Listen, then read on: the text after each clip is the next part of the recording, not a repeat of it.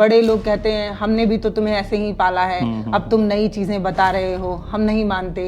ये डॉक्टर लोग तो आजकल ऐसे ही बोलते रहते हैं। बच्चा हुआ नहीं, उसकी नाभि निकली नहीं, उससे पहले से ही हॉस्पिटल में ही उसको तेल लेके रगड़ना शुरू हो जाता है। मालिश में ऐसा कोई भी चीज़ नहीं होती है कि तेल अंदर जा कर के बोन्स को मजबूत कर रहा है, न्यूट्रिशनल कोई वैल्यू उसकी नहीं होती है। बच्चा थोड़ा भी रिस्पॉन्स करने लगता है तो कि अगर हम मौका देंगे तो बच्चा जल्दी से चलना सीख जाएगा। हड्डियाँ थोड़ी सी नरम होती हैं बच्चों की, पूरा वेट उसका शरीर का वेट पैर पर ही जा रहा है, तो वहाँ पर क्या होता है कि पैरों में थोड़ा सा टेढ़ापन आने की संभावनाएं रहती हैं, तो अर्ली वॉकर देना हानिकारक हो सकता है। जो नई माएँ होती हैं वो डरती हैं, नई सर्दी है, 3-4 लेयर कपड़ा पहना दिया उन्होंने, कोई बहुत मोटी सी जैकेट पहना दी है दबाव में ही कि नहीं उसको भले से अंदर गर्म है तब भी तुम टोपी पहना करके रखो, वुलन पहना कर रखो, पूरा पसीने से सर भी भीग जाता है, उसकी वजह से कभी कभी कुछ इन्फेक्शंस माने जावट टाइप की चीज़ें भी होने की संभावना रहती है। बच्चे को 6 महीने से पहले आप लोग कुछ भी पानी तक पिलाने के लिए मना करते हैं, जबकि बहुत गर्मी होती है, बच्चा भी प्यासा होगा, उसको कम से कम 1 चम्मच तो पानी पिला ही दो। 6 महीने तक जो है माँ के दूध से ही सारी चीज़ें, जितनी भी न्यूट्रिशंस हैं, जितना भी पानी है, सारी चीज़ें उसकी कमी पूरी हो जाती है बच्चों की। काजल की भी खूब होती है कि काजल लगाओ बच्चे का आँख बड़ा होगा। नहीं, एकदम नहीं।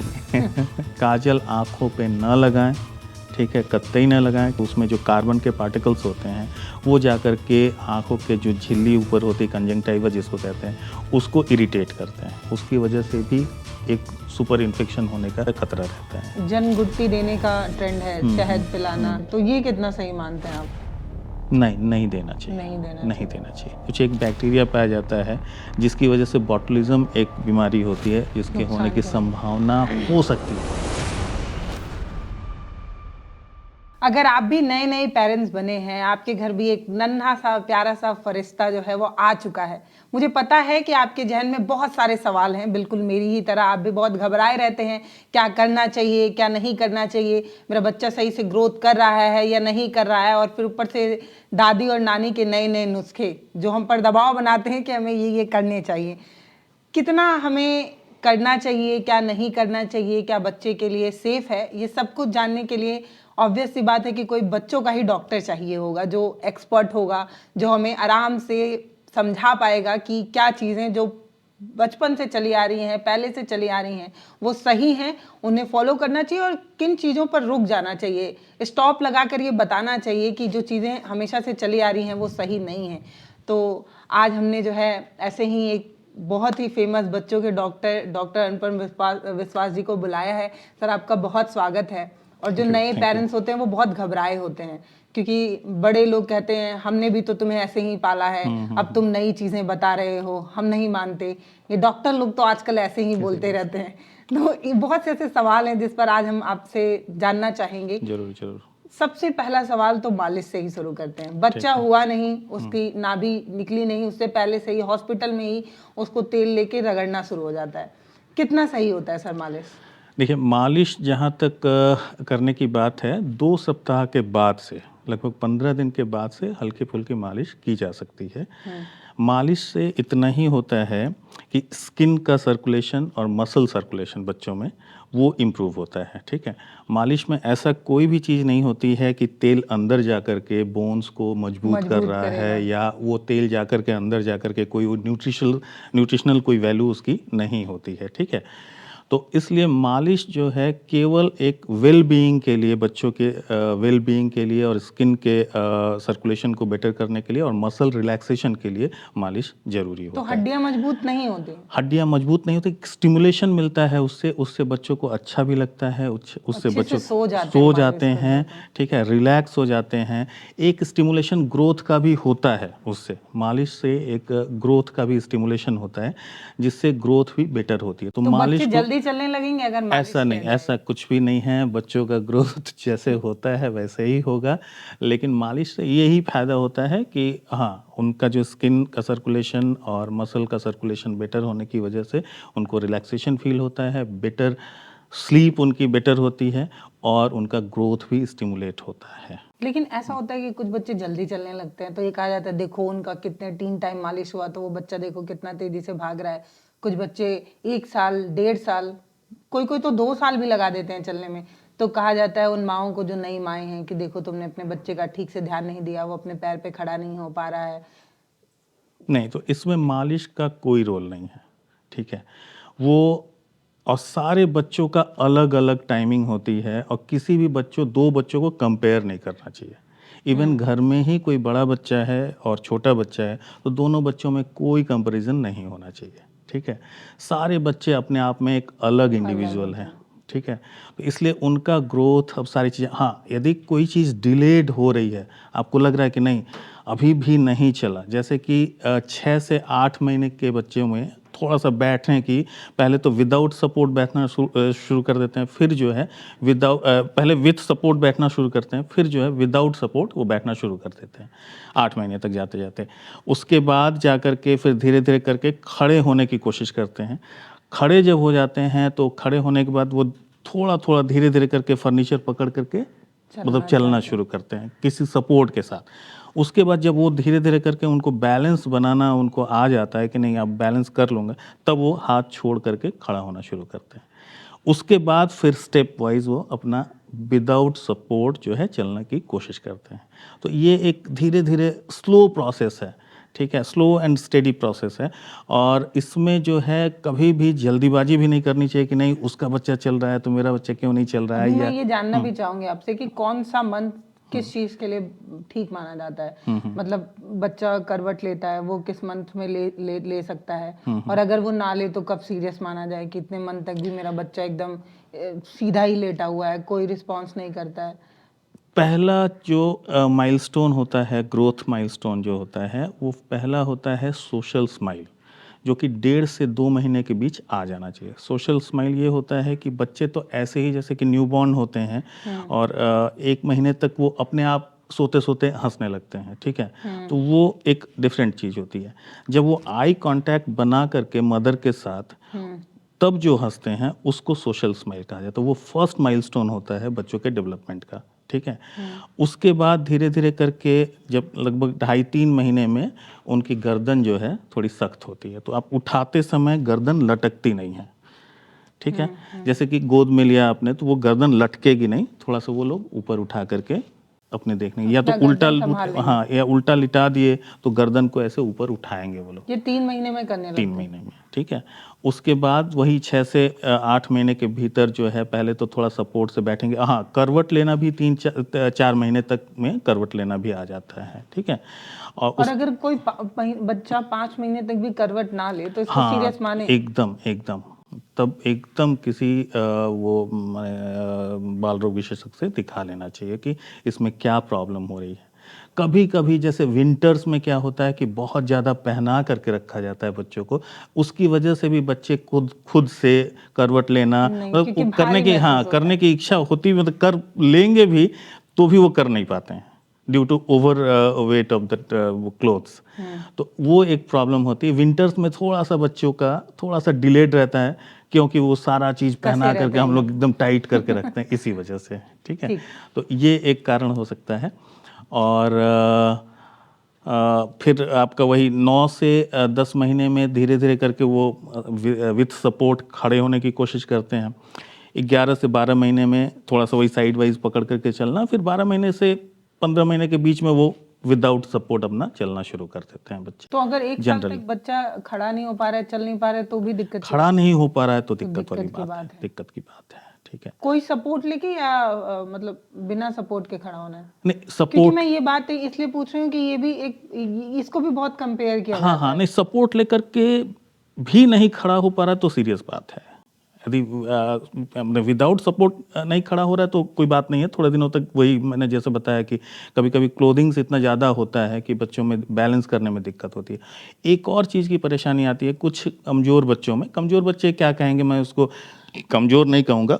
कई बच्चों में क्या होता है कि जब वेट बियर करते हैं तो जो हम लोग के पैर के नीचे का जो तालू होता है जिसमें गड्ढा बना रहता है, जो आर्च होता है, फुट आर्च जिसको कहते हैं, तो वो जो है जो वेट बियर किया वो फुट आर्च जो है वो फ्लैट हो जाता है। तो फ्लैट होने, हम लोग 2 पैरों पर चलना इसीलिए शुरू किए हैं उस आर्च की वजह से। नहीं तो हम लोग भी 4 पैर वाले ही रहते। तो उस आर्च की वजह से जो गड्ढा बनता है, जैसे कि पैर का छाप हम लोग लगाएंगे तो जैसे एक तरफ का नहीं आता है, जो भीतर वाला पार्ट जो होता है, पंजे और एड़ी के पंजे, बीच की जगह नहीं हाँ आती हाँ नहीं आती है जो, तो वो आर्च जो है जब वेट बियर करते हैं बच्चे तो वो फ्लैट हो जाता है। फ्लैट होने की वजह से उनको बैलेंसिंग में दिक्कत होती है। तो बच्चे कुछ क्या करते हैं कि ऐसे ऐसे ऐसे करके चलेंगे, ठीक है, थोड़ा सा वाइड अपने पैर को फैला फैला करके चलने की कोशिश करते हैं, तो उसमें बैलेंसिंग की दिक्कत होती है। तो एक दो बार गिरते हैं तो डरते हैं, उस डर की वजह से भी कुछ बच्चों में डिलेड थोड़ा सा चलने की दिक्कत होती है। और तो अगर ऐसे, चोट वगैरह लग गई तो और ज्यादा डर हाँ जाते हाँ हैं। डर जाते हैं। तो ऐसे केसेस में हम लोग कहते हैं कि नहीं ठीक है, उनको नंगे पैर, यदि मौसम सही है तो नंगे पैर थोड़ा सा रफ सरफेस पर चलाने के लिए कहा जाता है, ताकि रफ सरफेस पर क्या होगा कि पैर जब रखेंगे तो उसमें जो थोड़ी सा गड़ेगा वो, तो उससे पैर को सिकोड़ेंगे, सिकोड़ने की वजह से अंदर का जो आर्च है वो फॉर्म हो जाएगा, तो उनकी बैलेंसिंग सही हो जाएगी। अब बहुत सीवियर केस में यदि आर्च नहीं बन पा रहा है, 2-3 महीने हो गए चलाते हुए भी, तब भी वो बैलेंस नहीं कर पा रहा है, तब ऑर्थोपेडिक सर्जन को दिखाना पड़ सकता है। उसमें एक शू बनती है जिसमें कि अंदर का हिस्सा उठा रहता है, तो उस शू को पहना करके चला जाता है, तो धीरे धीरे करके बैलेंस आ जाता है। जैसे अभी सर आपने क्लोथिंग की बात की, बहुत ज्यादा पहना देते हैं। एक चीज बहुत चलती है, जो नई माएँ होती हैं वो डरती हैं, नई सर्दी है, बच्चे की पहली सर्दी है, तो वो टोपी पहनाई हुई है, वो सॉक्स पहनाई हुई है, 3-4 लेयर कपड़ा पहना दिया उन्होंने, 3-4 नहीं पहनाया तो कोई बहुत मोटी सी जैकेट पहना दी है। क्या इस ज्यादा कपड़े पहनाने से बच्चे का ग्रोथ रुक सकता है, उसके पैर सही से नहीं बढ़ेंगे या उसके सिर का विकास ठीक नहीं होगा? नहीं नहीं नहीं, ऐसी कोई बात नहीं है, ठीक है। बस इतना ध्यान रखना है कि बहुत ज़्यादा ओवर क्लोथिंग ऐसी भी ना हो कि अंदर से पसीने से अंदर का कपड़ा पूरा भीग जाए, और इतना कम कपड़ा भी ना हो कि उनको ठंड लगे। तो इन दोनों के बीच में बैलेंस करके ही चलना रहता है, ठीक है। तो रात में क्योंकि कमरे में है, कमरा बंद है, तो टोपी वगैरह ना पहनाएं तो चल सकता है ना? सिंपल कपड़े का, सूती कपड़े का एक हल्का सा स्कार्फ टाइप का बांध सकती है, ठीक है, यदि अच्छा गर्म है तो।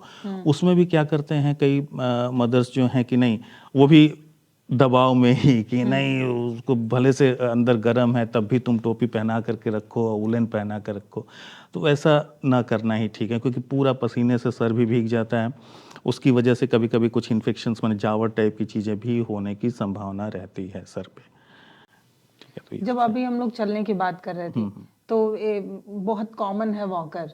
ऐसा होता है कि बच्चा थोड़ा भी रिस्पॉन्स करने लगता है तो नए माता पिता है खुशी में उसको वॉकर ला के देते हैं कि अगर हम वॉकर देंगे तो बच्चा जल्दी से चलना सीख जाएगा। ये कितना सही है और किस मंथ में वॉकर देना चाहिए?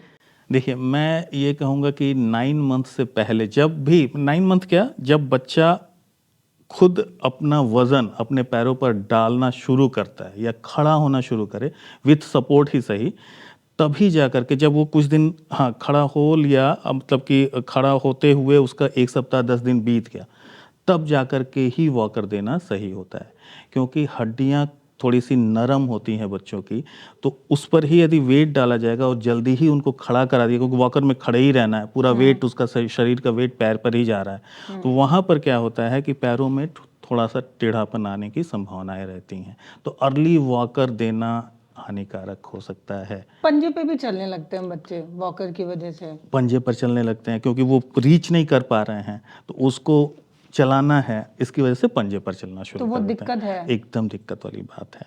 तो उससे क्या होगा कि फिर जब वॉकर से हटाएंगी तब बैलेंस करने में भी उनको दिक्कत होने की संभावना रहती है। तो इसीलिए जब खुद खड़े हो जाएं बच्चे, अपना वजन पैरों पर डालना शुरू कर दें, तभी वॉकर देना सही है। वो भी वॉकर जो पहले के ज़माने में जो वो लकड़ी वाले वॉकर होते थे जिसको ढकेल करके ले जाते थे बच्चे, वो बेटर है, ना कि जिसमें डाल दिया जाता है जो राउंड वाला है, वैसा उसमें वॉकर। सेफ लगते हैं बच्चे कि गिरेंगे नहीं, और वो जो लकड़ी वाला होता है उसमें तो खुद ही बैलेंस नहीं बना पाते, पीछे के तरफ गिर जाएंगे। नहीं, पीछे की तरफ नहीं, जब चलना शुरू करते तभी देना है, वेट लेना शुरू करते हैं तो पीछे की तरफ तो थोड़ा सा वॉचफुल तो रहना ही पड़ेगा। उस वॉकर में डाल के माँ बाप निश्चिंत हो जाते हैं। बस वही निश्चिंतता ही गड़बड़ वाली चीज़ है। तो उसमें क्या होता है कि बच्चे का डायरेक्शन सही नहीं हो पाता है, किस डायरेक्शन में जा रहे हैं, अचानक से घूम गया, इधर भी चले गए उधर भी चले गए, और उसमें कभी कभी लटक जाते हैं बच्चे और बैठ भी जाते हैं। तो बेटर वही रहता है कि जो कि पुश करने वाला वॉकर हो, वैसे वॉकर अभी भी मार्केट में आ भी गए हैं शायद, मतलब जैसे लकड़ी वाले पहले होते थे उस तरह के वॉकर भी 3 आ गए पहिए हैं, वाले। 3 पहिए वाले। जैसे अभी अब पैर टेढ़ा होने की बात कर रहे थे आप, क्योंकि वॉकर हम बहुत पहले समय पे दे देते हैं, उसके लिए बहुत चीजें चलती हैं कि अगर पैर टेढ़ा हो गया है तो आप घुटने पे कपड़ा, टाइट कपड़ा बांधिए, उससे पैर सीधा हो जाएगा। ये कितना सही है? और क्या इस तरीके से टाइट बांधने से हो सकता है ब्लड सही से फ्लो ना करे तो उससे दिक्कत हो सकती है, या सच में सीधा हो जाता है पैर बांधने से? नहीं, एक चीज़ मैं बता दूं कि कभी बच्चों में हमेशा ये टेंडेंसी रहती है, छोटे बच्चों में, कि पैरों को मोड़ करके रखते हैं, थोड़ा सा फ्लेक्स पोजीशन उसको कहते हैं, कि हल्का सा घुटना जो मुड़ा रहता है, ठीक है। तो वो एकदम नॉर्मल चीज़ है, उसको ज़बरदस्ती सीधा करने की कभी कोशिश नहीं करनी मालिश चाहिए। करते वक्त दोनों पैर पकड़ लेते हैं और घुटने से ऐसे ऐसे रगड़ते हैं कि सीधा हो जाए पैर। ना, सीधा करने के लिए नहीं करना है, मालिश हो सकती है, ठीक है, लेकिन उसको सीधा ज़बरदस्ती करना या कपड़ा बांध करके करना एकदम गलत है, ठीक है, उसको कतई नहीं करना चाहिए। और एक टेढ़ापन जो होता है, ये पैर के नीचे का हिस्सा जो होता है, कभी बच्चों में हल्का सा टेढ़ा रहता है, ऐसे मतलब साइड वाइज टेढ़ा रहता है, ये इसको फिजियोलॉजिकल बोइंग कहते हैं, ठीक है। ये नॉर्मली रहता है जब तक बच्चा खड़ा नहीं हो जाता है। जब बच्चा अपना वेट पैरों पर डालना शुरू करता है तो वो धीरे धीरे करके वो स्ट्रेट होना शुरू हो जाता है। तो कुछ मदर्स जो हैं, कुछ घर वाले भी उसके लिए परेशान रहते हैं कि बच्चे का पैर देखे टेढ़ा तो नहीं है, तो वो चीज़ नॉर्मल होती है, वो हम लोग देख करके बता देते हैं, समझ जा जाता है कि नहीं, कि बहुत ज़्यादा टेढ़ापन होता है तो वो क्लियर हो जाता है। और वो टेढ़ापन भी धीरे धीरे करके वो जो वेट बियर करना शुरू करेगा वो स्ट्रेटन हो जाता है। कुछ ऐसे ऐसे पैर तिरछा करके भी बच्चे चलते हैं। हाँ, वो जहाँ पर घुटने लग जा रहे हैं, पैर ऐसे हो जा रहा है, वो चीज़ तो पैथोलॉजिकल है, उसको तो देखना वो पड़ेगा। कितनी एज तक रुक जाएं? क्योंकि बोलते हैं कई लोग कि 3 साल, 3.5 साल, 4 साल में वो ठीक भी हो जाता है। नहीं, उसमें फिर तब यदि उस तरह की बोइंग है तो फिर उसमें कुछ टेस्ट करा करके, कैल्शियम और विटामिन डी टेस्ट करा करके, विटामिन डी की कमी के कारण ही ज़्यादातर केसेस में ऐसा होता है, तो विटामिन डी का टेस्ट करा करके उसमें विटामिन डी के शॉट्स या जो रेगुलर सप्लीमेंट्स हैं वो देना पड़ता अगर है ऐसे उसमें। बच्चे का पैर टेढ़ा है तो रूम में, घर में बैठ के इंतजार करने से अच्छा आपको डॉक्टर के पास जाना चाहिए। एकदम एकदम एकदम, यदि किसी भी तरह का कोई शक लग रहा है कि नहीं ठीक है, कि ये जो है मुझे अब नॉर्मल लग रहा है, तो ज़रूर उसको क्लैरिफाई कर लेना चाहिए किसी भी डॉक्टर से। बहुत जगहों पे अब मालिश की खूब चर्चा हुई, काजल की भी खूब होती है कि काजल लगाओ बच्चे का आंख बड़ा होगा। अमूमन बच्चों के आंख थोड़े छोटे दिखते हैं, होते भी हैं, तो ये होता है कि आप काजल लगाइए, बच्चे का आंख जो है वो बड़ा हो जाएगा। ये कितना सही है? और रोशनी तेज होती है क्या काजल लगाने से? नहीं, एकदम नहीं। काजल का जहाँ तक हम लोग कहते हैं कि नहीं, काजल आँखों पे न लगाएं, ठीक है, कतई न लगाएं, क्योंकि वो आँखों पे लगाते समय जो उसमें जो कार्बन के पार्टिकल्स होते हैं वो जा कर के आँखों के जो झिल्ली ऊपर होती है, कंजंक्टिवा जिसको कहते हैं, उसको इरिटेट करते हैं। उस इरिटेशन की वजह से बच्चे बार बार इरिटेट होते हैं, बार बार खुजली करते हैं। आँख रगड़ते हैं, उसकी वजह से भी एक सुपर इन्फेक्शन होने का, दूसरा इन्फेक्शन होने का खतरा रहता है, ठीक है। तो रोशनी तो बढ़ाने की तो बात एकदम ही दूर की बात है। काजल यदि बड़े हो जाते हैं ऐसा कुछ नहीं नहीं, हो? ना ना ना ना, कभी हम लोग काजल लगाने के लिए यही कहते हैं कि ठीक है काजल लगाइए, केवल टीका लगाइए काजल का, आंखों में मत लगाइए। अगर आप नहीं, आपका शौक है बहुत, तो आप टीका लगाइए बस, ठीक है। मालिश पे चर्चा हो गई, अब हमने जो है वो काजल पे बात कर ली। बच्चे को 6 महीने से पहले आप लोग कुछ भी पानी तक पिलाने के लिए मना करते हैं, जबकि बहुत गर्मी होती है। तो हमारे यहाँ ये होता है कि कुछ तो पिला दो, इतनी गर्मी है, हम देखो कितना प्यासे हैं, बच्चा भी प्यासा होगा, उसको कम से कम 1 चम्मच तो पानी पिला ही दो। क्यों 6 महीने से पहले सब कुछ पिलाना मना होता है? 6 महीने तक जो है माँ के दूध से ही सारी चीज़ें, जितनी भी न्यूट्रिशंस हैं, जितना भी पानी है, सारी चीज़ें उसकी कमी पूरी हो जाती है बच्चों की। इवन पर पहले तो पिलाया जाता था सर, मतलब पहले, मतलब जब ये हम गाइडलाइंस बच्चे तो थे, बहुत पहले से ही जब है हम कि बच्चे थे। वो तो पिला देते थे, लेकिन डॉक्टर्स कभी रेकमेंड नहीं करते थे। ये बहुत पहले से ही ये है, डब्ल्यूएचओ का ही रिकमेंडेशन है कि 6 महीने तक एटलीस्ट। कुछ कुछ विदेशों में ये कहा जाता है कि नहीं, 4 महीने के बाद से ही सप्लीमेंट्री फूड्स जो हैं, कॉम्प्लीमेंट्री फूड्स जो हैं अलाउ कर दिया जाता है। लेकिन इंडिया में बहुत पहले से ही 6 महीने तक एक्सक्लूसिवली ब्रेस्ट फीड पर रखने की सलाह दी जाती है। पर हमारे ही देश के कई अलग अलग राज्यों में जनगुट्टी देने का ट्रेंड है, शहद पिलाना। बच्चा होता है तो बुआ के या किसी रिलेटिव के हाथ से शहद या कुछ पिलाया जाता है, उसको तो प्रचलन में रखा गया है, तो ये कितना सही मानते हैं आप? नहीं, नहीं देना चाहिए, नहीं देना नहीं चाहिए। देना चाहिए, कतई नहीं देना चाहिए। ठीक है। क्यों? शहद क्योंकि मीठा होता है, उससे कुछ इन्फेक्शन हो सकता है। शहद, हाँ, शहद में कुछ चीज़ें होती हैं, कुछ एक बैक्टीरिया पाया जाता है जिसके लिए क्लॉस्ट्रीडियम बॉटुलिज्म एक वो होता है, बैक्टीरिया होता है, जिसकी वजह से बॉटुलिज्म एक बीमारी होती है जिसके होने की संभावना हो सकती है। बहुत रेयर केस में ऐसा होता है, लेकिन फिर भी क्या ज़रूरत है, उसकी कोई ज़रूरत नहीं कल्चर होती। है सर अपना, हाँ, तो ठीक मानते है। हैं लोग। मेरे हिसाब से नहीं देना चाहिए। अगर ऐसा कुछ गुट्टी का कल्चर है तो आप माँ के दूध को पिला सकते हैं, माँ के दूध को ही देना है। अच्छा, बहुत सी ऐसी माएँ होती हैं जिनको मिल्क सप्लाई में प्रॉब्लम होती है या होता ही नहीं है। ऐसे केस में मार्केट में बहुत सारे प्रोडक्ट हैं जो कंपेयर किया जाता है कि फार्मूला मिल्क माँ के दूध के बराबर होता है, कितना सही होता है और दिया जा सकता है कि नहीं। फिर तो आप उसमें पानी ही मिलाते हैं, तो फिर कैसे पानी नहीं, पानी मतलब कि वो तो मजबूरी है कि यदि इनकेस किसी भी तरह से, वैसे तो मदर को ट्रेनिंग दी जाती है कि कैसे फीड कराएं ताकि प्रॉपरली बच्चा यदि अच्छे से माँ का मिल्क खींच रहा है, अच्छे से पकड़ रहा है। पर होता नहीं, कई मायों को कुछ मैं वही बता प्रॉब्लम की रहा वजह से। हूँ। हाँ, तो कई सारी प्रॉब्लम्स होती हैं कभी कभी कि सारी कोशिशों के बावजूद भी माँ का दूध एकदम नहीं हो रहा है, तभी जा कर के हम लोग ये कहते हैं कि नहीं ठीक है, बाहर का दूध दीजिए। ठीक, उसमें अभी जो देखिए उसमें काऊ मिल्क भी दिया जा सकता है। ठीक, लेकिन लेकिन मैं इस पे भी आ रही थी कि साल के अंदर जो है वो गाय और भैंस के दूध को मना किया जाता है। लेकिन काऊ मिल्क का अभी जो क्या कहते हैं कि प्योरिटी जिसको कहा जाए, ये कितना प्योर है, कहाँ से आ रहा है, कैसा है, उसको किस तरह से, गायों को भी तमाम तरीके के एग्जैक्टली पेस्टिसाइड्स वगैरह खिलाए जा इसीलिए यदि फिर देना ही है, यदि विद इन 6 मंथ यदि सप्लीमेंट्री कोई मिल्क देना है, तो फिर मैं तो प्रेफर करता हूँ कि ठीक है फार्मूला मिल्क ही दिया जाए, ताकि कम से कम वो घर पर बनाया जा रहा है एकदम। ठीक है, और वो भी मैं ये कहता हूँ कि पहले मदर अपनी पूरी तरह से कोशिश कर लें, तो पूरा कैसे ब्रेस्ट फीड पता कराएं। चले कि बच्चे के लिए सफिशिएंट है? क्योंकि माँ को हमेशा ही लगता है कि बच्चे का पेट नहीं भर रहा है, शायद मैं उस काबिल नहीं हूँ या मेरा उतना मैं मिल्क सप्लाई नहीं हो रहा है। तो कैसे पता चले कि बच्चे का पेट भर रहा है और मेरी मिल्क सप्लाई सही है? हाँ, पहले तो जो माँ को जो दूध पिलाने की जो ट्रेनिंग मैं बताता हूँ कि हर बार दूध पिलाने के लिए एक तरफ का ही ब्रेस्ट पकड़ाना चाहिए। एक बार एक तरफ का ब्रेस्ट, अगली बार दूसरी तरफ का ब्रेस्ट।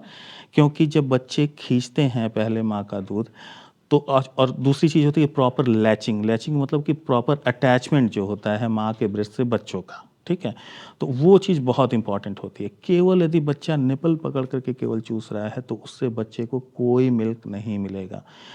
थोड़ा सा भी एरियोला का नियरली 2/3 हिस्सा जो है बच्चे के मुंह के अंदर रहता है, वो क्या करते हैं, टंग से उसको स्क्वीज करते हैं मदर के ब्रेस्ट को, तब वो मिल्क निकलता है, तब उसको निकलते हैं। ठीक है, तो जब बच्चे खींचना शुरू करते हैं, पकड़ते हैं, खींचना शुरू करते हैं, पहले जब पकड़ाया जाता है तो पहले पतला दूध आता है माँ को, जिसको 4 मिल्क कहा जाता है। ठीक है, वो क्या करता है, बच्चे के प्यास को बुझाता है। वो कार्बोहाइड्रेट रिच मिल्क होता है, वो माँ के बच्चे के प्यास को बुझाता है। फिर कुछ देर खींचने के बाद तब मदर को हाइंड मिल्क, जिसको थोड़ा सा गाढ़ा मिल्क कहते हैं, थोड़ी देर बाद जो आता है वो गाढ़ा मिल्क निकलता है, उससे बच्चे का पेट भरता है। तो लगभग आधे घंटे तक माँ को एट ए स्ट्रेच जो दूध, न्यू मॉम होती है उसका सी सेक्शन ऑपरेशन हुआ रहता है, फिर लेट के पिलाना नहीं है, बैठ के पिलाइए, उतने देर बैठ नहीं पाती है माँ। नहीं बैठने का मतलब और नहीं, फिर नए बच्चे तो इतना सोते हैं कि वो आधे घंटे तक रुकते ही नहीं, वो खुद ही सो जाते हैं। मैं बता रहा हूँ। एक्चुअली यदि सी सेक्शन हुआ है तो रिकम्बेंट पोजीशन में, थोड़ा सा मतलब कि रिक्लाइंड पोजीशन में उनको पिलाना है। ठीक है, और जैसे कि बच्चे 2-4 बार मुंह चलाएंगे अपना सो जाएंगे। ठीक है, उनके कान के पीछे टिकल करके, पैर के नीचे टैप करके, थोड़ा थोड़ा करके इनको धीरे धीरे जगह जगह करके आधे घंटे तक इनको प्रॉपर फीड कराना है। ठीक है, तो आधे घंटे में उनको 4 मिल्क भी मिल जाएगा और हैंड मिल्क भी मिल जाएगा। यदि अच्छे से प्रॉपरली ये फीड कर लिए बच्चे तो आराम से 1.5 से 2 घंटे सो जाते हैं। ठीक। 2 घंटे के बाद यदि फिर भी नहीं उठ रहे हैं तो 2 घंटे के बाद हम लोग कहते हैं कि पहले 3 महीने में हर 2-2 घंटे पर आप फीड करा ही दीजिए, जगा करके भी, ठीक। तो ये एक क्राइटेरिया हो गया कि प्रॉपर फीडिंग का, कि आराम से यदि तो फीड कर अगर वो फीड करने के बाद 2 घंटे तक सो रहा है, मतलब आप आराम से सफिशिएंट निश्चिंत दूध दे रहे दूध मिल गया। और दूसरा सफिशिएंसी का और भी मैं बता रहा हूँ। हाँ, कुछ मदर्स क्या करते हैं कि थोड़ा सा इधर का एक ब्रेस्ट का पिलाया, थोड़ा सा दूसरे ब्रेस्ट का पिलाया, तो दोनों तरफ उनको पतला दूध मिलेगा। इससे उनको पेट नहीं भरेगा उनका, और कार्बोहाइड्रेट रिच मिल्क होने की वजह से गैस भी बनेगी बहुत ज़्यादा। गैस बनेगी तो वो अनईजी फील करेंगे, फिर थोड़े आधे घंटे के बाद ही फिर जग जाएंगे, फिर रोना शुरू करेंगे। फिर मदर क्या करेंगे, दोनों तरफ का फीड कराएंगे, फिर वही उनको हाल ऐसा लगता रहेगा। है कि हाँ, इसमें कि जितना है एक वो ले चुका है, अब दूसरे वाले में। तो ऐसा नहीं करना है, ऑल्टरनेट करके इनको फीड कराना है। और एक सफिशिएंट फीडिंग का एक और भी ये तरीका है कि जानने का, कि आप 24 घंटे का यूरिन काउंट कीजिए। सुबह 8 बजे से, मैं जैसे बताता हूँ कि सुबह 8 बजे से लेकर के अगले दिन सुबह 8 बजे तक का आप काउंट कीजिए कि तो कितनी सर, तो बार यूरिन डायपर पास कर। पहने रहते हैं तो कैसे पता चलेगा? तो डायपर को हटाना पड़ेगा। तो फिर डायपर हटा के आप पूरे दिन नहीं रख सकते ना? नहीं, रखना पड़ेगा। अच्छा, एक्चुअली count कहाँ करना। डायपर पहले था कहाँ, हाँ, पहले ठीक है। नहीं था। यदि मौसम सही है तो प्रॉपरली, वैसे तो हम लोग कहते हैं कि कितने डायपर्स चेंज किए आपने 24 घंटे में, तो 4 डायपर यदि चेंज हो जाए, 3 से 4 तो सफिशिएंट है। तो यूरिन यदि काउंट कर सकें 24 घंटे में, तो यूरिन काउंट करना है कि कितनी बार ये यूरिन पास कर रहा है बच्चा। कितनी बार सही होता है? 6 to 7 टाइम्स। यदि उससे ज़्यादा पास कर रहा है बच्चा, जनरली पास कर लेते हैं, तो इसका मतलब है कि उनको प्रॉपर जितनी फ्लूइड की ज़रूरत है, जितनी माँ के दूध की ज़रूरत है, उतनी उनको मिल गई है, ठीक है। अब पॉटी के लिए कितना काउंट करना होता है? क्या पॉटी कई बार का बच्चे 2 पॉटी दिन का में भी करते हैं। पॉटी का कोई ऐसा रूल नहीं है कि पॉटी का कितना काउंट करना है। पॉटी होने का ये रहता है कि छोटे बच्चों में गैस्ट्रोकोलिक रिफ्लेक्स होता है। पेट भरा नहीं कि इनकी पॉटी हो गई, ठीक है। क्योंकि थोड़ा छोटा सा पेट है उनका, उसी में स्टमक भी है, इंटेस्टाइन भी है, सारे ऑर्गन्स उसी में हैं, ठीक है। तो वो जो पेट भरता है, वो इंटेस्टाइन पर थोड़ा सा प्रेशर पड़ा, इंटेस्टाइन का मूवमेंट शुरू हो गया, तो जितना भी पॉटी थोड़ा सा बना हुआ है, फॉर्म्ड है, वो उतना निकल गया। तो कुछ ब्रेस्ट फेड बेबीज में क्या होता है कि जितनी बार फीड करते हैं उतनी बार थोड़ी थोड़ी पॉटी कर देते हैं। ये एकदम नॉर्मल है, उसमें केवल यूरिन का फिर ही ये ध्यान भी रखना एक है। डर होता है माओ को कि बहुत इसका ज़्यादा। अंदर से फंक्शन ठीक तो है, हाँ, दूध हाँ, पीते हाँ, ही पॉटी कर रहा है। तो एकदम ठीक है, उसमें कोई दिक्कत की बात नहीं है। उसमें क्या होता है कि दूध का फटा हुआ थोड़ा अलग रहता है, पानी अलग रहता है, थोड़ा थोड़ा करके। कब दिक्कत वाली बात होती है, यदि एकदम ही पानी की तरह से बहुत ज़्यादा स्टूल हो रहा हो छोटे बच्चे को, ठीक है, और उसके साथ यदि एसोसिएटेड फीवर हो या एसोसिएटेड कोई म्यूकस आ रहा हो या ब्लड आ रहा हो, तो ऐसे कंडीशन में तुरंत डॉक्टर की सलाह लेनी चाहिए। वेट करना चाहिए 1-2 दिन? नहीं, तब यदि इस तरह का हो रहा है तो नहीं वेट करना चाहिए, ठीक है। तो वो यूरिन का एक काउंटिंग हो गया, और एक आपका सफिशिएंट स्लीप। एक और क्राइटेरिया होता है कि अच्छे से दूध पी ले रहा है कि नहीं बच्चा, उनका वेट गेन, ठीक है। पहले 3 महीने में लगभग 20 से 40 ग्राम डेली की बढ़ोतरी होती है। तो जनरली वेइंग मशीन तो कोई रखता नहीं है, तो वो क्राइटेरिया डॉक्टर के पास जाने पर ही पता चलता है कि हाँ प्रॉपर। पता भी चलता है डेली हाँ हाँ हाँ हाँ हाँ हाँ हाँ। हॉस्पिटल से बाहर निकलने के बाद। ये ऐसा नहीं है कि आप एक वेटिंग मशीन ला के रोज तौलेंगे। ना ना ना, वेइंग मशीन ला करके रोज तौलने का मतलब भी नहीं है। उससे मदर खुद एंग्शियस हो जाएंगी कि नहीं, अरे ये तो वजन नहीं बढ़ रहा है, कल ही मैंने इतना देखा, आज कम हो गया, ज़्यादा हो गया, ऐसे हो गया, तो वो कोई मतलब नहीं होता है। तो इन 2 चीज़ों पर फोकस रखना है कि नहीं ठीक है कि फीडिंग करने के बाद बच्चा प्रॉपरली सो रहा है कि नहीं, और इनका कितनी बार यूरिन पास कर रहा है 24 घंटे में। अगर मतलब फीडिंग हम करा रहे हैं और हमें ऐसा लग रहा है कि उसका पेट नहीं भर रहा है, तो किसी डॉक्टर की सलाह पे फॉर्मूला मिल्क शुरू करना चाहिए, अपने मन से शुरू करना? कतई अपने मन से नहीं करना चाहिए। बहुत जगहों पे मैं देखती हूँ कि ऐसा लगता है बच्चा बहुत चिड़चिड़ा रह रहा है, बहुत रोता है, इसका मतलब इसका पेट नहीं भर रहा है, तो उसको ऊपर से फीडिंग देने के लिए ये सारे फॉर्मूला मिल्क। एक्चुअली ज़्यादातर कॉमन बिलीफ ये है कि बच्चा रोया मतलब कि उसको भूख लगी है, ठीक है। जबकि बच्चों का एक ही वे ऑफ कम्युनिकेशन है, रोना। हाँ, चाहे उसको कोई भी परेशानी हो, कोई भी दिक्कत हो, रोना। और उसका सेटिस्फेक्शन का भी एक ही जरिया होता है, फीडिंग, ठीक। तो मदर तुरंत फीड कराने लगी, उसको कोई भी प्रॉब्लम हो, वो सेटिस्फाई हो गया, ठीक। तो एक्चुअल जो प्रॉब्लम है वो डिटेक्ट नहीं हो पाया, तो इसलिए और बहुत ओवर फीडिंग कराने से भी दिक्कत होती है, क्योंकि स्टमक की कैपेसिटी बहुत कम होती है बच्चों में, और मदर बार बार फीड कराते समय बार बार फीड करा रही हैं, उससे क्या होता है कि बच्चे की ओवर फीडिंग की वजह से दूध निकालना, ठीक है, कभी कभी ब्लोटिंग होना, पेट पूरा, क्योंकि जितनी बार बच्चा दूध पिएगा उतनी बार थोड़ी सी हवा भी अंदर जाती है, जिसको एयरोफेजिया कहते हैं, तो उससे भी पेट में ब्लोटिंग, गैस बनना और भरा भरा रहना, दूध का बार बार निकल जाना, ठीक है, तो ये सब चीज़ें होती हैं। तो ये कुछ चीज़ें हैं। मैंने यही पूछा था कि फीडिंग के साथ जो बिना हाँ, डॉक्टर के यदि सलाह। यदि यदि हाँ, फॉर्मूला मिल्क की बात मैं कह रहा हूँ। इन केस यदि बहुत ज़रूरी हो रहा है कि नहीं, बच्चे का वज़न ही नहीं बढ़ रहा है, माँ को दूध कितनी भी ट्राई करने के बावजूद भी, कुछ दवाइयाँ भी होती हैं, दी जाती हैं मदर के मिल्क को बढ़ाने के लिए, उसके बावजूद भी यदि माँ को दूध नहीं हो पा रहा है, बच्चे का वेट गेन प्रॉपर नहीं हो पा रहा है, तो हम लोग फार्मूला मिल्क के लिए कहते हैं। लेकिन उसमें भी जो मेरी सलाह ये होती है कि पहले माँ अपनी तरह से पूरी तरह से कोशिश कर लें, पहले ब्रेस्ट फीडिंग ट्राई कराएं, उसके बाद फार्मूला मिल्क दें, लेकिन वो भी बॉटल से नहीं। अच्छा, क्यों? हमेशा कटोरी चम्मच या एक झीनूक, या जिसको पेलाडे कहते हैं, जो सामने स्प्राउटेड एक नोज वाला वो चम्मच टाइप का होता है, उससे ही फीड कराएं।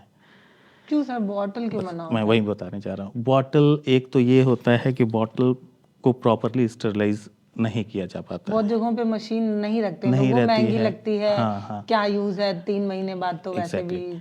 पहली चीज़ वो, दूसरा बहुत इंपॉर्टेंट चीज़ होती है एक निपल कन्फ्यूजन, ठीक है। जैसा मैंने पहले ही बताया कि केवल निपल पकड़ करके खींचने पर ब्रेस्ट से कोई मिल्क नहीं मिलता है, और ये बॉटल में क्या होता है कि निपल तक पूरा मिल्क भरा रहता है, तो बच्चे केवल निपल ही पकड़ लेंगे मुंह में, उसको चूसते रहेंगे, चूसने से उसको आराम से मिल्क मिल जा रहा है। अब यही काम जब माँ अपने ब्रेस्ट से लगाएंगी बच्चे को, तो वही काम वहाँ पर भी करेंगे, केवल निपल पकड़ करके चूसेंगे और उनको कोई मिल्क नहीं मिलेगा, मिल्क नहीं मिलेगा तो इरिटेट होकर के छोड़ देंगे, तो प्रॉपर सकिंग नहीं हो पाई, प्रॉपर लैचिंग नहीं हो पाई, जिससे माँ का दूध और भी कम होता चला जाएगा। तो इससे क्या होता है कि ये निपल कन्फ्यूजन सबसे बड़ा कारण है माँ के दूध के कम होने का या ख़त्म हो जाने का। धीरे धीरे करके माँ का दूध पूरी तरह से बच्चे छोड़ देते हैं, पूरी तरह से डिपेंडेंट हो जाते हैं बॉटल फीडिंग पे।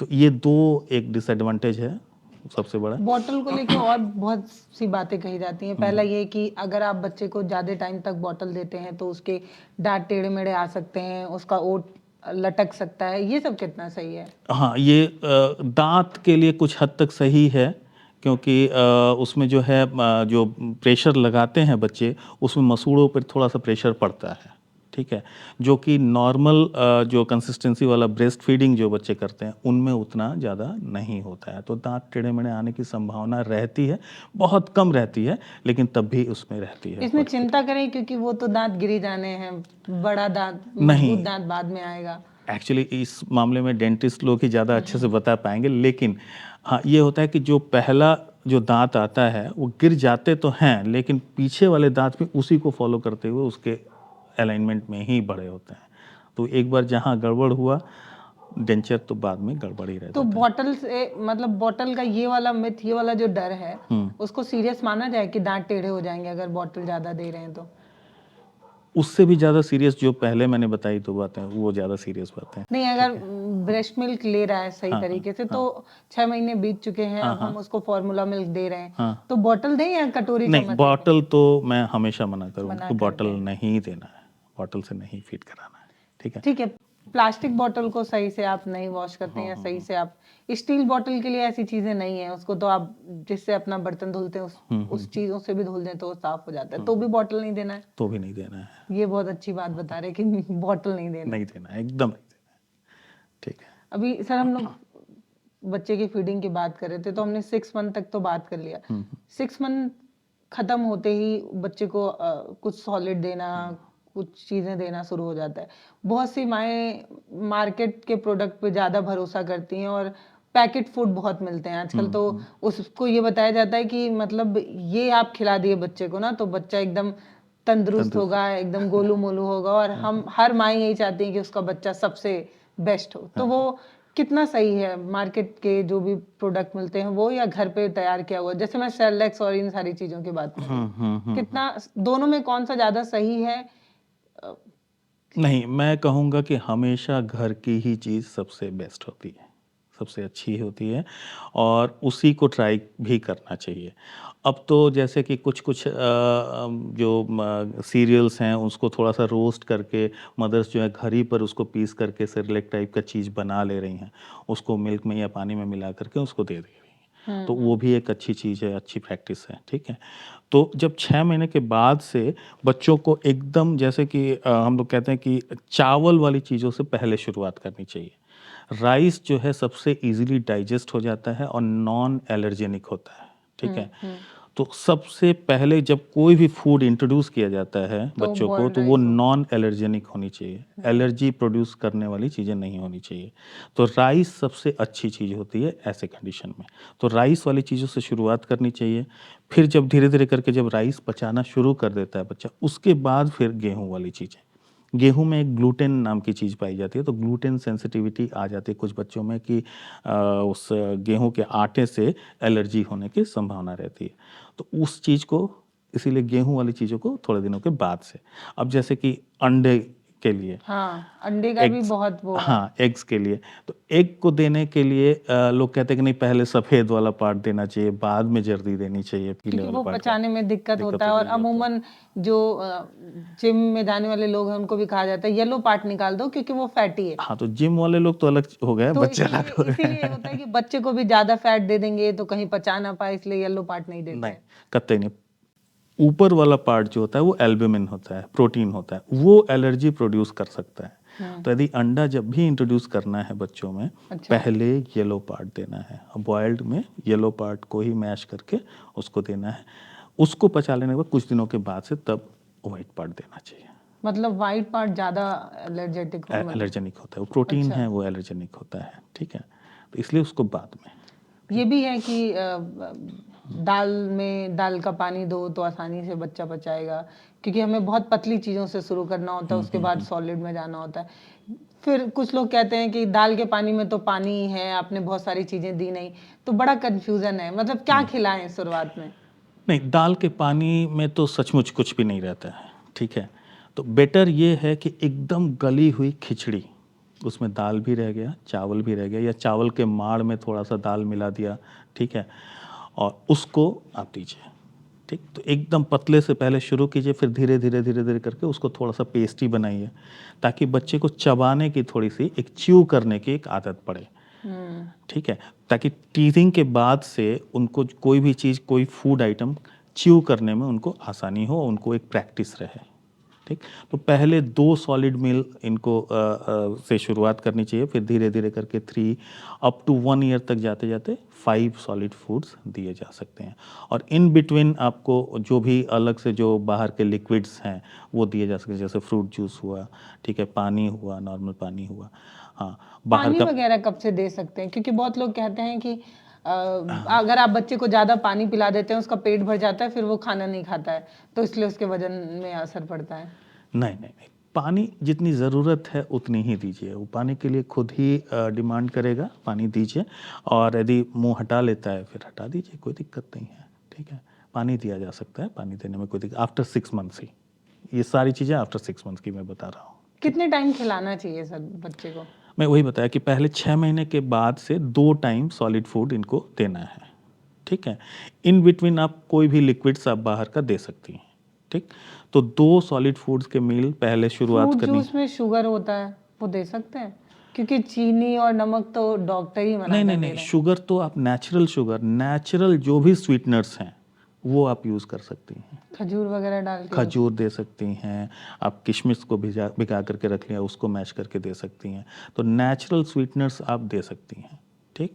लेकिन हाँ, और फ्रूट जूस में भी यदि प्योर फ्रूट जूस आप निकाल करके दे रही हैं, तो उसमें कोई स्वीटनर नहीं रहता, तो खुद नेचुरल ही स्वीटनर है, तो वो आप दे सकती हैं, कोई दिक्कत नहीं उससे। चीनी और नमक के लिए आजकल कहा जा रहा है साल 2 साल तक आप परहेज कीजिए, लेकिन हमारे जो बड़े हैं वो ये कहते हैं कि अगर बच्चे को ये चीज़ें नहीं दी जाएंगी, उसको खाने से प्यार नहीं होगा, वो खाने से दूर भागेगा, उसे टेस्ट ही नहीं मिलेगा, फिर वो कैसे खाना खाएगा, ये सारी चीज़ें। तो थोड़ा तो उसमें नमक होना ही चाहिए, थोड़ा तो मीठा होना ही चाहिए, तो क्यों मना किया जाता है। नहीं, जो अभी मीठे के लिए बहुत ज़्यादा देखिए, नमक के लिए ये कहा जाता है कि किडनीज जो हैं थोड़ी सी वीक होती हैं, तो एक्सक्रीशन नमक का अच्छे से नहीं हो पाता है, जिसकी वजह से ओवरलोड ऑफ सॉल्ट नहीं करना है। तो घर ठीक में है, जो जितना खाने में नमक पड़ता है उससे उतना। थोड़ा सा कम ही रखना है नमक को। ठीक। और स्वीटनर जहाँ कहा जाता है कि अब जो है थोड़े छोटे बच्चों में ओबेसिटी या मोटापे का जो वो प्रॉब्लम जो दिखाई दे रही है, इसकी वजह से कहा यह जा रहा है कि जो प्योर शुगर है उसको जितना डिले हो सके किया जाए, एटलीस्ट 1 साल के बाद ही उसको स्टार्ट किया जाए तो ज़्यादा अच्छा है। उसके बीच पहले जो है आप जो नेचुरल स्वीटनर्स हैं, हाँ, जैसे अगर वो आपको खजूर बहुत हैं, मीठा खिलाना है तो आप केले हाँ को एकदम, वो करके दे केला सकते दे सकते हैं, जो फ्रूट्स कोई भी दे सकते हैं, ड्राई फ्रूट्स में आपका ये खजूर हो गया, आपका ये हो गया, आपका किशमिश हो गया, ये सब चीज़ें दिया जा सकता है। हम खाने पे पहुंच चुके हैं। हाँ हाँ। लेकिन अब इसमें भी बहुत सारी चीज़ें हैं, कितना वजन बढ़ना चाहिए। बहुत जगहों पर ये भी देखा जाता है कि कुछ बच्चे बहुत ज़्यादा गोलू मोलू से दिखते हैं, उनके गाल बहुत क्यूट दिखते हैं, कुछ बच्चे बहुत दुबले पतले दिखते हैं। तो बड़ा डर है कि कहीं कुपोषित तो नहीं है, कहीं कमज़ोर तो नहीं है। और आजकल तो बच्चे हॉस्पिटल में ही जो है वो वेंटिलेटर और इन सब चीज़ों पर चले जाते हैं, क्योंकि उनको तमाम तरीके के प्रॉब्लम्स हो जाते हैं। तो इनके पीछे क्या कैसे तय करें कि कितना खिला रहे हैं, बच्चे को लग रहा है कि नहीं, बच्चा हेल्दी है कि नहीं। और पीलिया वगैरह भी बहुत कॉमन हो रहा है, तो क्या ये कम खाने की वजह से होता है, क्यों हो रहा है ये इतना? पीलिया न्यूबॉर्न में जो होता है वो टोटली डिफरेंट होता है जो बड़े बच्चों में या ठीक है, बाद पहले हम में जाने पर। न्यूबॉर्न पे चर्चा करते न्यूबॉर्न हैं पे कि ठीक है, हर तीसरा चौथा बच्चे को पीलिया हो ही जा रहा है, क्यों? बता रहा हूँ। कि माँ की गलती है क्योंकि प्रेगनेंसी में उन्होंने ठीक से डाइट नहीं लिया इसलिए हो गया? किसी की कोई गलती नहीं है, ये बहुत कॉमन है, क्योंकि बच्चों में जो लिवर होता है वो थोड़ा सा अभी उस मैं पीलिया का मैं बता रहा हूँ कि जो आरबीसीज होते हैं, लाल रक्त कणिकाएं जो होती हैं, ठीक है, वो छोटे बच्चों में उनकी टर्नओवर रेट बहुत ज़्यादा होता है, वो बहुत जल्दी जल्दी टूटते भी हैं, बहुत जल्दी जल्दी बनते भी हैं। तो आरबीसीज के टूटने से हीमोग्लोबिन आरबीसी के अंदर रहता है, वो रिलीज हो जाता है ब्लड में। वो हीमोग्लोबिन जो है वो लीवर क्या करता है, उस हीमोग्लोबिन को तोड़ करके बिलिरुबिन एक पिगमेंट होता है उसमें चेंज करता है। वो बिलिरुबिन क्या होता है, उसको सॉल्युबल फॉर्म में बना करके लीवर जो है वो किडनी से बाहर निकाल देता है, यूरिन के रास्ते बाहर निकल जाता है। तो लीवर थोड़ा कमज़ोर होने की वजह से इतना टर्नओवर रेट ज़्यादा होता है कि जितना बिलिरुबिन बन रहा है वो लीवर उसको क्लियर आउट नहीं कर पा रहा है, जिसकी वजह से ज़्यादातर बच्चों में पीलिया दिखाई देता ही देता है। आप ये मान करके चलिए कि 90% बच्चों में पीलिया आएगा ही आएगा, लेकिन वो इतने लेवल तक नहीं होगा कि उसके लिए आपको कुछ करना पड़े। ठीक है, यूजुअली हम लोग तीसरे दिन पर, मतलब आफ्टर 72 आवर्स, एक ब्लड टेस्ट करा लेते हैं, ठीक है, कि इनमें पीलिया नॉर्मल लेवल पर है कि ज़्यादा बढ़ गया है, तो उससे क्लियर हो जाता है। उस तो जो आप बता रहे हैं तीसरे दिन पे आप टेस्ट कराते हैं, उसमें आप लोग शुगर टेस्ट भी कराते हैं बच्चे का, क्यों? शुगर टेस्ट तो नहीं होता है। अच्छा। नहीं, शुगर टेस्ट नहीं होता है। यूजुअली जो स्क्रीनिंग के लिए अब ये कहा जा रहा है कि सारे बच्चों में एक बार थायराइड का टेस्ट करा लेना चाहिए, और ये पीलिया के साथ साथ एक ब्लड ग्रुप भी हो जाना चाहिए। ठीक है, तो एक ही साथ तीनों निकला, थायराइड का भी निकल गया, वो भी निकल गया, ये भी आ गया।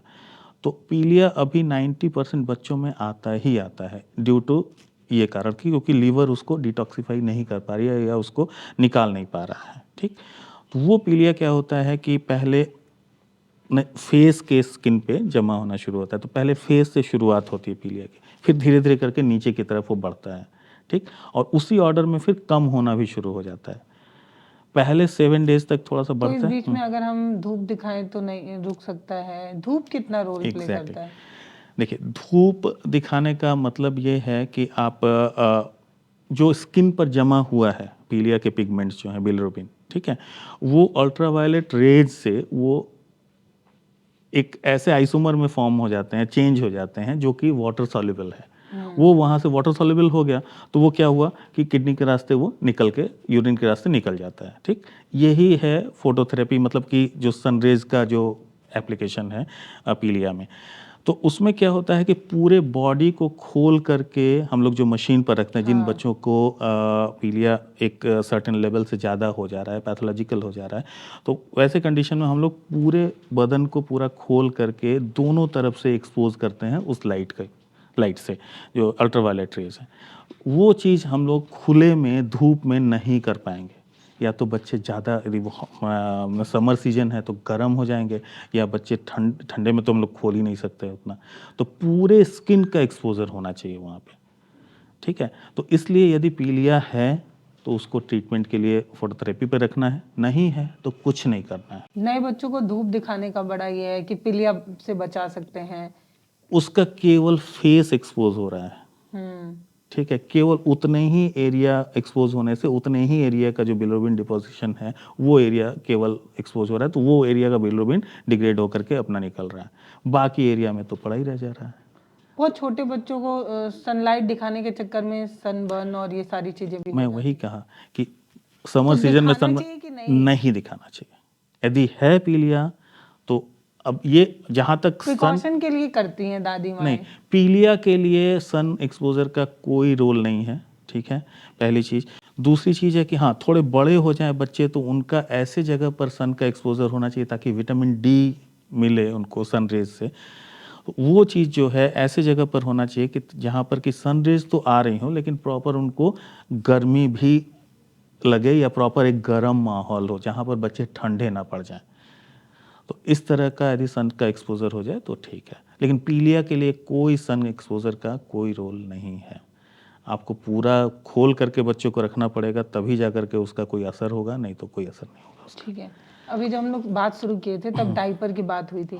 एक चीज ऐसे चलती है क्योंकि फॉरेन वगैरह में हम देखते हैं कि वो अपने बच्चों को 24 घंटा डायपर में रखते हैं, मतलब डायपर आइसक्रीम वगैरह लगा के, या जैसे भी वो रखते हैं उनके बच्चों को प्रॉब्लम भी नहीं होती है। हमारे यहाँ डायपर को बहुत खराब चीज भी मानी जाती है, और क्योंकि जो वर्किंग वुमेन है वो पहनाती हैं, उनकी मजबूरी है। तो क्या डायपर पहनाना सेफ है? 24 घंटे पहनाया जा सकता है? बहुत डर है क्योंकि सर इस चीज को लेके कई ऐसी रील आने लगी हैं अब कि अगर आप अपने बच्चे को ज्यादा डायपर पहनाते हैं, वो अपना सूसू रोकेगा, उसकी किडनी पर असर पड़ेगा, हो सकता है उसकी किडनी खराब हो जाए, ये हो जाए, वो हो जाए, तो बड़ा डर भी रहता है। तो डायपर कितना सेफ है? नहीं, किडनी पर असर पड़ने की जहाँ तक बात है ऐसा कुछ भी नहीं होता है, लेकिन हाँ ये होता है कि डायपर को आपको रेगुलरली चेंज करते रहना होगा, ठीक है, तभी जा, क्योंकि वहाँ से यदि यूरिन में यूरिन तो सोख कर ले रहा है, ठीक, वहाँ से इन्फेक्शन जाने का ही खतरा रहता है, जो कि यूरिन का इन्फेक्शन होने का खतरा रहता है, और रैशेज तो ही हैं वो, हाँ हो ही जाते हैं। वो कॉन्टैक्ट डर्मेटाइटिस, मतलब ज़्यादा देर तक यदि यूरिन या स्टूल करके पड़ा रह गया बच्चा, तो उससे क्या होता है कि कुछ ज़्यादातर छोटे बच्चों में थोड़ा सा एसिडिक स्टूल आता है, और यूरिन ऐसे भी एसिडिक होता है, तो वो एसिडिक स्टूल और यूरिन जो है स्किन पर लग करके कॉन्टैक्ट डर्मेटाइटिस करता है, जिसकी वजह से रैशेज आते हैं।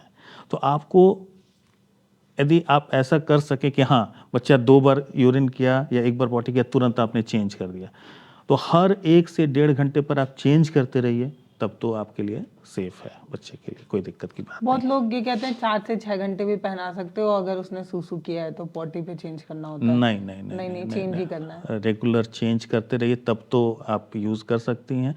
अब तो बहुत अच्छे अच्छे क्वालिटी के डायपर भी आ गए उस हैं। पे तो सर लिखा होता है 16 घंटे, 18 घंटे और पता नहीं कितने कितने घंटे जो पैकेट आते हैं।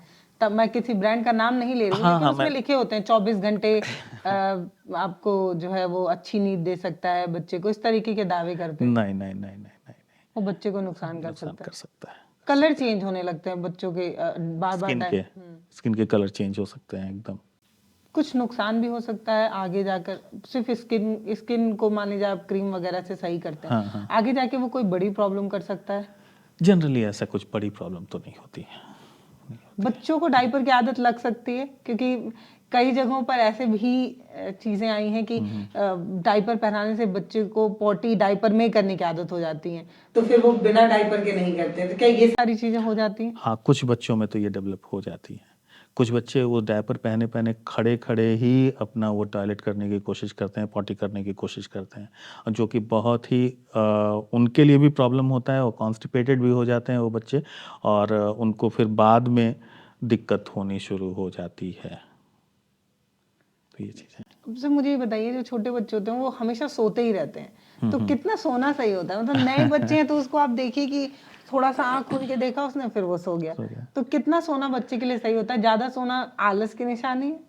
पहले 1.5 से 2 महीने में लगभग 18 घंटे तक की नींद बच्चे लेते हैं, 18 से 20 घंटे तक सोते हैं, ठीक है। फिर धीरे धीरे करके अब वो भी थोड़ा सा नाइट टाइम अवेकनिंग ज़्यादा रहती है इनिशियली पहले 3-4 महीने में, और डे टाइम स्लीपीनेस ज़्यादा रहती है, ठीक। ये क्यों होता है? ये जनरली ये कहा जाता है कि जब मदर के पेट में बच्चे रहते हैं तो माँ जब अपना काम करती रहती है दिन में, तो बच्चे आराम से रिलैक्स होकर के सोते हैं, और जब माँ रिलैक्स करती हैं रात में सोने जाती हैं तब अपना हाथ पैर हिलाते हैं पेट के अंदर। तो वही चीज़ आदत बनी रहती है। वो बाहर निकलने के बाद भी 3, साढ़े 3, 4 महीने तक ये आदत रहती है कि नाइट टाइम अवेकनिंग ज़्यादा रहती है, रात में ज़्यादा चिल्लाते रोते हैं, ज़्यादा फीड करते हैं, ज़्यादा यूरिन और पॉटी करते हैं, और दिन में खूब सोते हैं, ठीक है।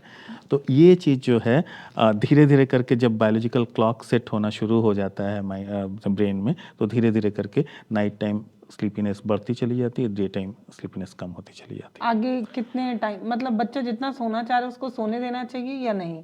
मतलब अपना आपको एक टाइम बनाने के चक्कर में जगा देना सही है, या बहुत नहीं, जगहों पर ये भी होता है कि बच्चा जितना सोता है उसके ब्रेन का विकास उतना अच्छा होता हाँ, है? नहीं नहीं, जब वो एक नॉर्मल चीज़ मैंने बता दिया, उसको सोने देना चाहिए। 8, 9, 10 महीने तक भी बच्चे अगर ऐसा कर रहे हैं हाँ, हाँ। कि बहुत सो रहे हैं, बहुत सो रहे हैं, तो क्या ये कोई दिक्कत की बात हो सकती नहीं, है? बहुत सो रहे हैं, यदि एक सर्टेन लिमिट से ज़्यादा, यदि 12 आवर्स से भी ज़्यादा उनकी स्लीप हमेशा ही रह रही है, तो फिर कुछ चीज़ें होती हैं, जैसे कुछ हाइपोथायरॉयडिज्म, मतलब जो थायराइड की जो दिक्कत होती है बच्चों में, उसमें भी स्लीपीनेस ज़्यादा होती है, सुस्त रहते हैं बच्चे, कॉन्स्टिपेटेड रहते हैं।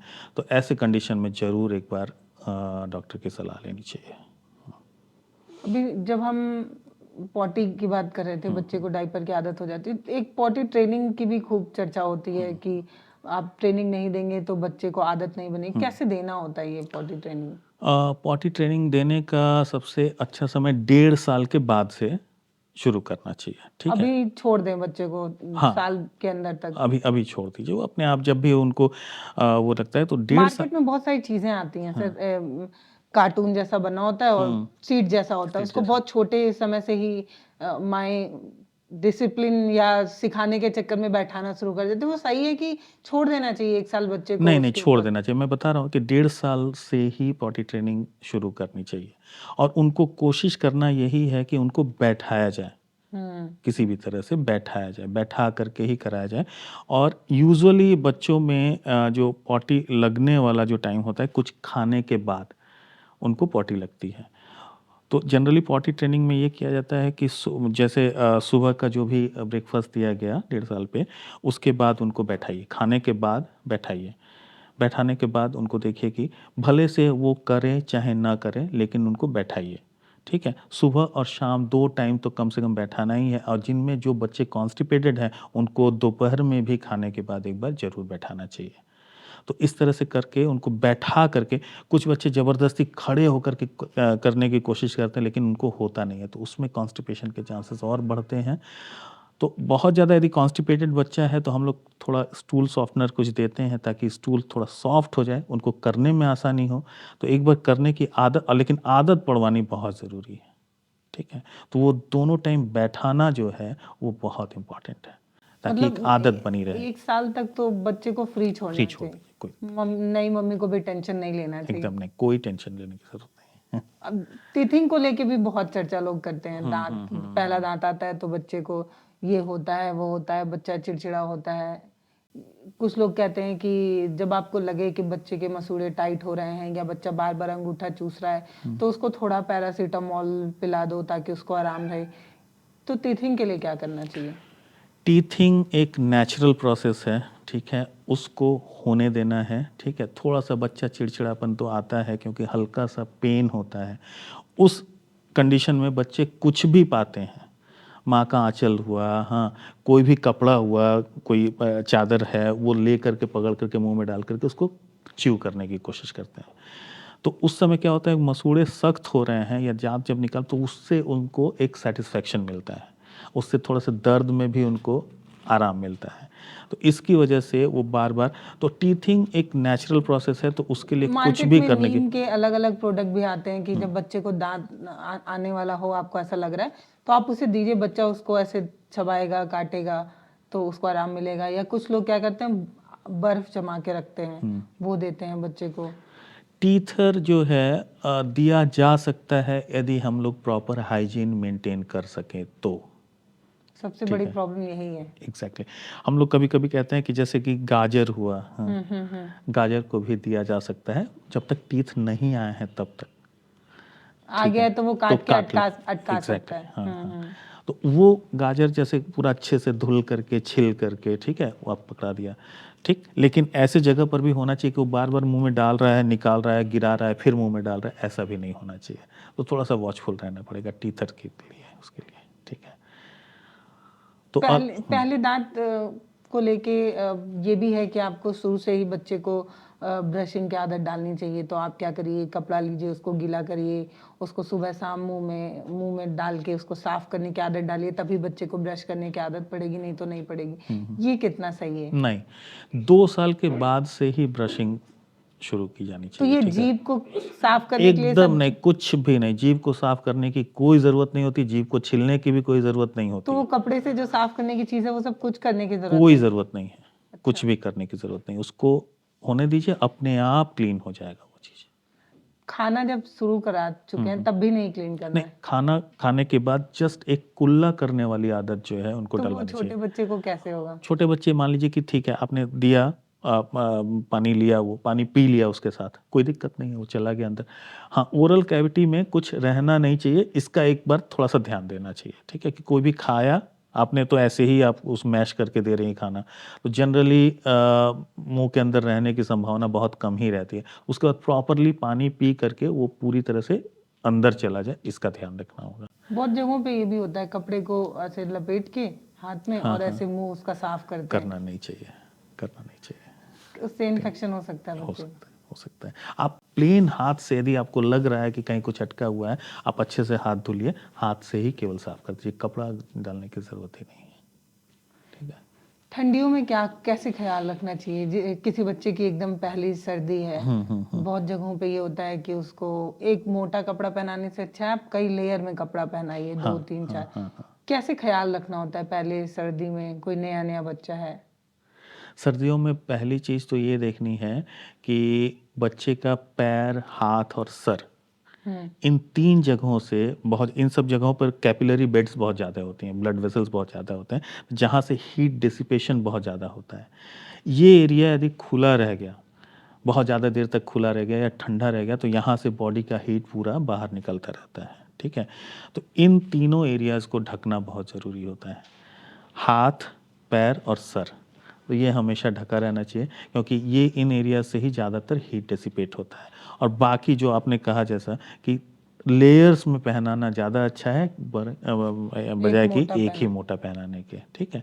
पतले पतले लेयर्स, कई लेयर्स पहनाइए। और इसका भी ध्यान देना होगा कि बहुत ज़्यादा ओवरलोडेड ना हो जाए बच्चा, कि अंदर से पसीने से पूरा अंदर का पूरा कपड़े भीग जाएं, उससे भी उनको दिक्कत होने की कितना संभावना लेयर पहनाए फिर? है। ये तो आप 3 से 4 लेयर इज एनफ, पतले पतले 3 से 4 लेयर एनफ। जैसे एकदम छोटा बच्चा है ना, एकदम तो ऐसा, फिर वो मुंह में हाथ नहीं डाल रहा है, लेकिन थोड़ा बड़ा हो जाता है ना, उसको आप ग्लव्स पहनाइए, वो ग्लव्स मुंह में डालेगा। अगर आप ना पहनाइए तो फिर आप बोल रहे हैं वैसे ठंडा लग सकता है, तो क्या करें फिर? छोटा है तो वो तो मान जाता है, थोड़ा भी बड़ा हुआ ना, उसको मुंह में हाथ डालने की आदत है, फिर वो कुछ भी आप पहनाइए वो मुंह में डालता है फिर।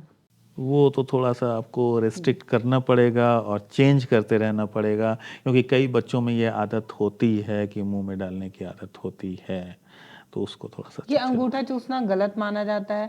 कई जगहों पे ये भी कहते हैं कि इसकी बच्चों को आदत लग जाती है, फिर कुछ कहते हैं कि इससे बच्चे क्योंकि टिथिंग हो रहा है, उसको दांत आ रहा है, तो उसके लिए सही है। कुछ कुछ का ये भी मानना होता है कि इससे एक तरीके का विकास है बच्चे का। तो जो अंगूठा चूसते हैं वो उसको सही माने, गलत माने, रोकें या छोड़ दें उसके हालत पे? छोड़ देना चाहिए, ठीक है। पहली चीज़ तो छोड़ देना चाहिए। हाँ, बहुत प्रोलॉन्ग यदि हो जा रहा है, बच्चा 2 साल, 3 साल का, 4 साल का हो गया, तब भी वो अंगूठा चूसे ही जा रहा है, तब जा कर के उसमें कभी कभी कुछ चीज़ें होती हैं, जैसे जो पहले के ज़माने में लोग कहते थे कि मिर्चा लगा देना और नमक लगा देना या करेला लगा देना, ताकि बार बार मुंह में डाले तो उसको तीता कड़वा लगे। लगे तो वो फिर निकाल दे। तो ऐसा भी किया जा सकता है, ठीक है, लेकिन छोटे पर छोड़ देना चाहिए, कोई दिक्कत नहीं है, ठीक है। सर आप अगर कोई मैसेज देना चाहें, या एकदम न्यू मॉम है या न्यू फादर है, वो बहुत घबराए हैं, बहुत टेंशन में, उनको क्या टिप देना चाहेंगे? हम्म, मुझे लगता है सब तो मैंने पूछ ही लिया है। यही सारी चीज़ें हैं जो मैंने बताया है, ये सब सारी चीज़ें ध्यान रखिए। और इन केस यदि आपको कोई भी डाउट हो, किसी भी तरह का डाउट हो, तो आ करके अपने पीडियाट्रिशियन से बात करके उस डाउट को क्लियर कर लें। और कभी भी इधर उधर की बातें सुन करके अपने कयास लगा करके अपनी तरह से कोई भी नई चीज़ ना करें, मेरी ये सलाह है। आप लोग कौन सी चीजों को रेड फ्लैग एकदम मानते हैं कि ये चीज हो तो तुरंत डॉक्टर के पास जाना चाहिए? जो जो चीज़ें मैंने डेवलपमेंट वाली चीज़ें बताई, कि जैसे मान लीजिए कि 2 महीने तक भी उसको सोशल स्माइल नहीं आ रहा है, 2 से ढाई महीने तक भी सोशल स्माइल नहीं आ रहा है, बच्चा एकदम हंसी नहीं रहा है, कोई एक्सप्रेशन नहीं दे रहा है, आई कांटेक्ट नहीं कर रहा है, वो पहला रेड फ्लैग साइन है कि तुरंत उस समय दिखाएं कि कहीं कोई डिलेड तो नहीं है और कोई दिक्कत तो नहीं है। पहला रेड फ्लैग साइन वहाँ पर हुआ। बाकी जैसे कि वो, जैसे मैंने बताया कि 3 महीने पर जो गर्दन यदि सख्त नहीं हो रही है, हाँ, बच्चा बहुत ढीला पड़ा हुआ है एकदम, जैसे जो पैर मोड़ने वाली बात थी, कि पैर मुड़ा रहना नॉर्मल चीज़ होती है छोटे बच्चों में, पैर एकदम रिलैक्स करके एकदम डल सा पड़ा हुआ है, ये सब कंडीशंस जो है रेड फ्लैग साइंस होते हैं, तो उसमें तुरंत एक बार दिखाना चाहिए। मुझे लगता है कि इतने देर तक आपने इस पॉडकास्ट को सुन लिया है तो आपके बहुत सारे मिथ खत्म हो चुके होंगे, बहुत सारे डर, बहुत सारे सवाल अब आपके जहन में कम आएंगे, क्योंकि इसमें मैंने हर वो सवाल कवर करने की कोशिश की। जब मैं न्यू मॉम थी तो मेरे जहन में जो सवाल हुआ करते थे वो सारे सवाल को मैंने रखा है, उसे समझने की कोशिश की है। फिर भी अगर आपको लगता है कि कुछ छूट गया है तो आप हमें कमेंट सेक्शन में लिखकर बता सकते हैं। हो सके तो हम दोबारा डॉक्टर साहब को ढूंढने की कोशिश करेंगे, उनको फिर से उनका कीमती समय मांगने की कोशिश करेंगे। सर आपका बहुत धन्यवाद। Thank you.